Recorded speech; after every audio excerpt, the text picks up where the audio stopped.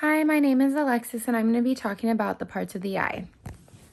So, as you can see here, I drew an eye. I'm just going to go over all of the different types. So first off, this black part right here, we have the cornea. This focuses the light.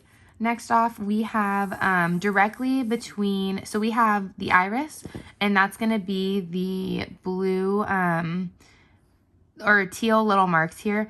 The iris is in charge of colored, or it's the colored portion of the eye. In between the iris is the pupil, and that's in charge of it's a reflex. Right here, this red circle, that is the lens. It focuses the light.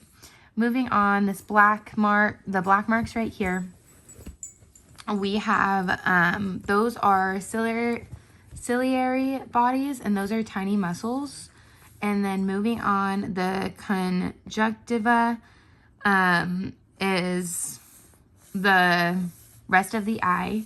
And then we have the blue around the conjunctiva. Oh, and that, the conjunctiva,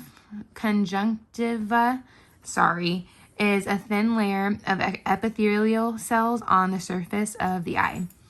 Then we have the sclera, which is the blue, and that is the white part of the eye.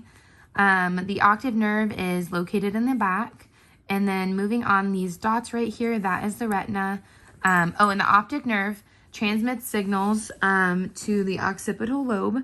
And then the retina is, it's a thin layer made up of neurons, and it's how signals get sent out of the optic nerve to the brain. And then moving on, the red line, that is choroid coat. And then we have fovea centralis, and that's going to be this dot right here. So in order to see clearly, we need a cornea and a lens to focus the light on the spot, which is going to be the fovea centralis. If it is not centered, you'll have to have, you could have farsighted or nearsightedness, and you'll use a corrective lens to correct that. And that is the parts of the eye. Thank you for listening.